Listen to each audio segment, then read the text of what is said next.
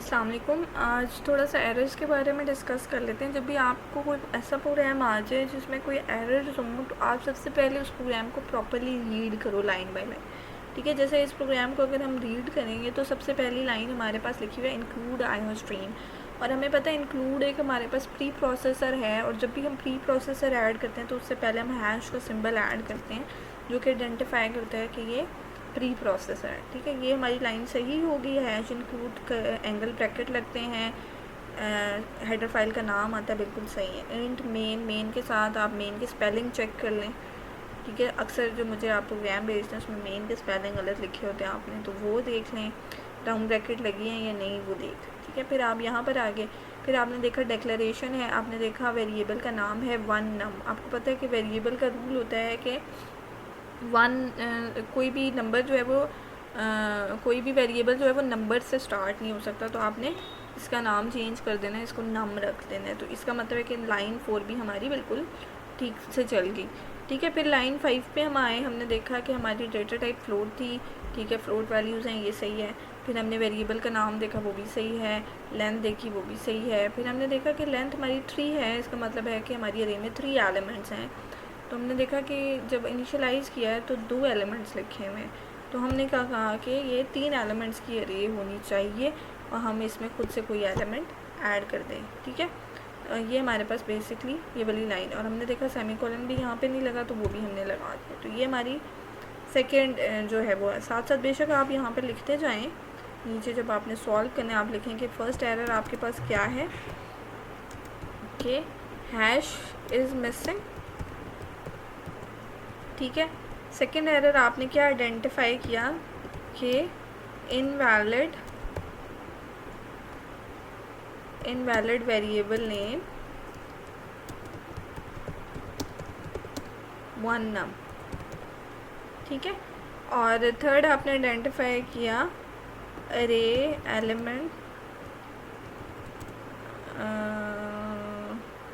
Not enough array element या size of element are less than the size of the array. जो भी आप मतलब आपकी अंडरस्टैंडिंग होती है या आप कन्वे कर सकते हो मतलब किसी भी लाइन में। ठीक है, नॉट इनफ अरे एलिमेंट्स के मतलब ये है कि इसको थोड़ा डिस्क्राइब अगर करें, साइज़ वॉज 3। अगर बहुत इजी आपने लिखना है तो साइज़ वॉज 3 एंड 2 एलिमेंट्स। ठीक है, ज़्यादा डिस्क्रिप्टिव हो गया कि आपकी अरे का size was 3 and 2 elements in initialization. तो ये एक आपने एरर आइडेंटिफाई किया, इनिशियलाइजेशन। ठीक हो गया। थर्ड एरर आपने जब भी हम कोई भी वैल्यू देते हैं तो हम लेफ़्ट पे जो है वो वेरिएबल नेम लिखते हैं और राइट पे उसकी वैल्यू लिखते हैं, तो ये हमने num equal to 1। This is basically the error आपने आइडेंटिफाई किया। Variable should appear on left. ठीक है, ये आपने एरर आइडेंटिफाई किया। जब आप इसको ठीक करके लिखोगे तो वो भी क्लियर हो जाएगा, लेकिन आप उसको थोड़ा सा डिस्क्राइब कर देंगे तो इट्स बेटर कि आपने अच्छे तरीके से इस क्वेश्चन को अटैम्प्ट कर लिया। फिर इफ़ नम इक्वल टू 2, इसमें आपने नम इक्वल टू 2, आपको पता है कि जब भी इफ़ के अंदर आप करते हो तो आप इनिशियलाइज़ का मतलब है कि नम की वैल्यू ओवर राइट हो रही है, तो आपने इनिशियलाइज़ नहीं करना बल्कि असाइनमेंट ऑपरेटर या equal to is replaced is not comparison operator ये लिख दें, या जो भी मतलब आप कह सकते हो कि इनिशियलाइजेशन ऑपरेटर या assignment operator used instead of comparison operator is right. ठीक है, साथ मैंने बता भी दी कि equal to is not comparison operator, double equal to is right operator to use. ठीक है, वो आप थोड़ी सी उसको डिस्क्राइब करना चाहते हैं तो कर सकते हैं, लेकिन इसको आइडेंटिफाई जब आप इसको सही करके लिखेंगे तो क्लियर हो जाएगा कि आपको इसकी अंडरस्टैंडिंग। फिर आप ये बिल्कुल सही लाइन लिखी हुई है। फिर for int i equal to 0, तो इनिशियलाइजेशन में हम कंपैरिजन ऑपरेटर नहीं लगाते, खाली इक्वल आ जाएगा। यहाँ पे आप लिख दो इनवैलिड असाइनमेंट ऑपरेटर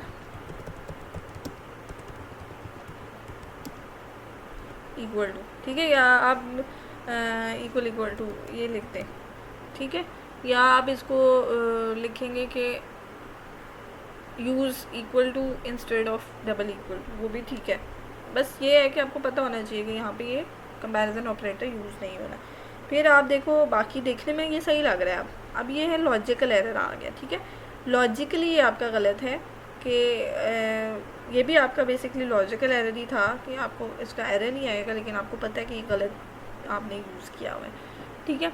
अच्छा, 0 और 0 ग्रेटर देन नम और 1 1 2 3 जितने भी नंबर आप इंक्रीज़ करते रहोगे आपका ये जो है वो इनफाइनाइट लूप चलेगा। तो आप यहाँ पे देख सकते हो दोबारा से एक और लाइन ऐड करके, ये आपका 2 था, ये आपका थर्ड एरर आपने आइडेंटिफाई किया, this one is 4th and this one is 5।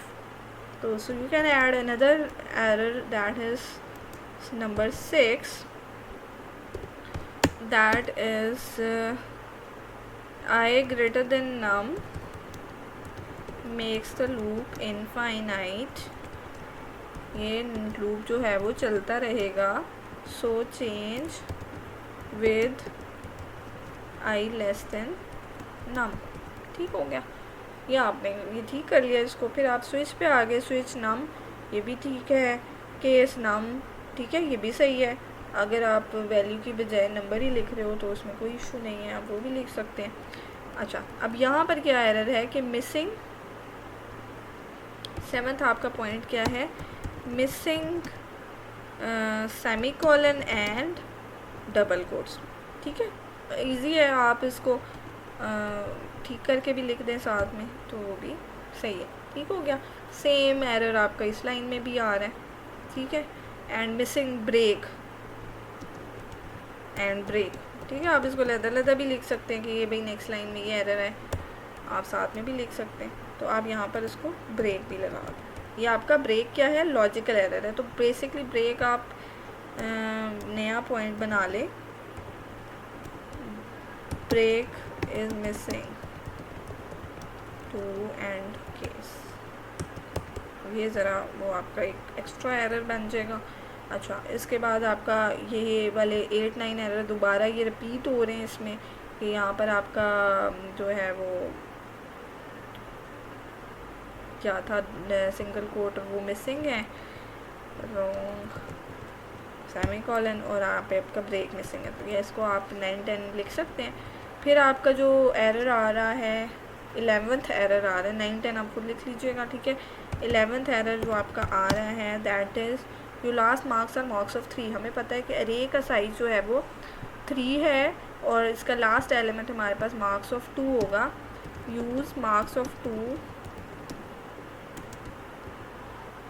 For last element, ठीक है। ये भी लिख सकते हैं आप, डिस्क्राइब कर सकते हैं कि भी ये लॉजिकली गलत है, लेंथ आपकी मर्ज़ी है, लेकिन इतना ज़्यादा इसको डिस्क्राइब करने की ज़रूरत नहीं है, टू दी पॉइंट आप रहें तो ज़्यादा अच्छा। और लास्ट इसका एरर है 12th एरर ये है कि रिटर्न आप जो है वो इंटीजर लिख रहे हो, इंट मेन कर रहे हो, और यहाँ पर आप करेक्टर रिटर्न कर रहे हो इंस्टेड ऑफ इंटीजर। तो ये भी आपका एक एरर है। आप इसको सही कैसे कर सकते हो कि रिटर्न आप 1 लिख दो या 0 लिख दो या 100 लिख दो।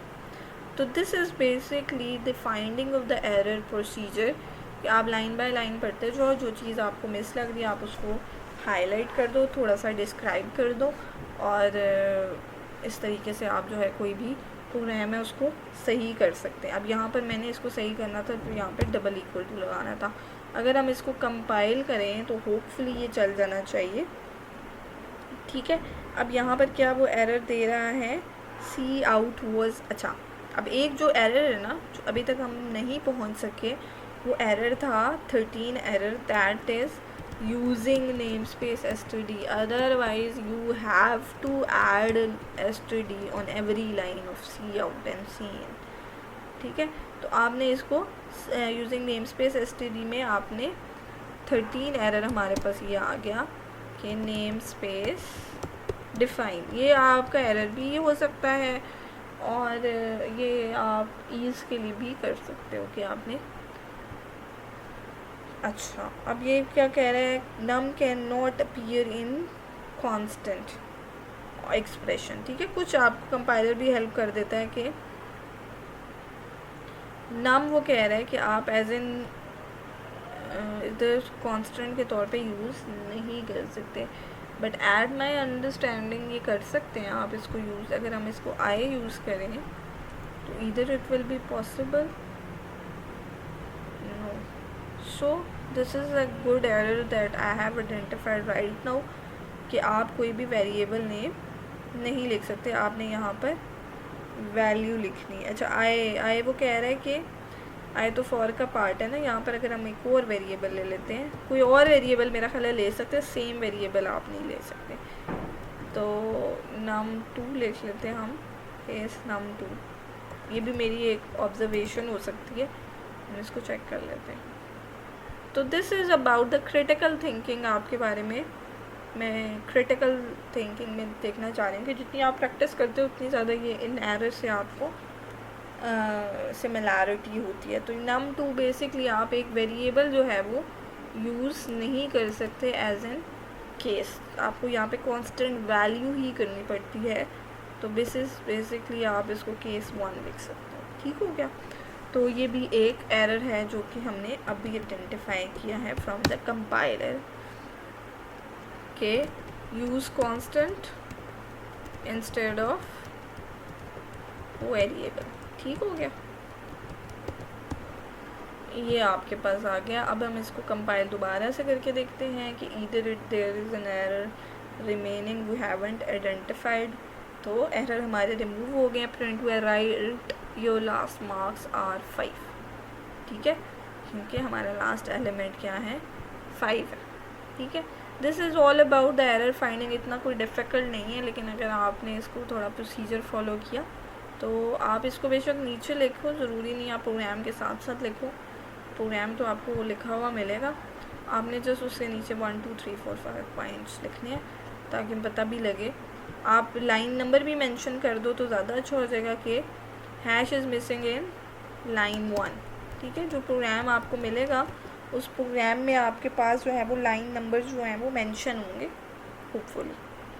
तो आपने बस उसे वहाँ से लिखना है hash is missing in line 1 और लाइन नेम स्पेस std, और फिर आपने वो वाली लाइंस को फॉलो करना है, ठीक है। अगर कोई लाइन मिस भी हो रही है ना तो आपने वो वाली लाइन जो कि उधर आइडेंटिफाई हो रही हैं उन्हीं लाइंस को आपने फॉलो करना है। कि अगर लाइन ये लाइन 9 में उधर लिखा हुआ है तो इसको लाइन 9 में ही आप मेंशन कर दें, ठीक है। अगर आपका बहुत ज़्यादा डिस्क्रिप्टिव आपने लिखा है, समझ आ रही है, तो बेशक लाइन नंबर मेंशन ना करें, और अगर आप करना चाहते हैं तो आप कर सकते हैं, ठीक है। दिस इज़ अबाउट कि आपको पढ़ के खुद समझ आ रही है, और अगर आप किसी को दिखाओ तो समझ आएगी या नहीं आएगी, ठीक है। Thank you.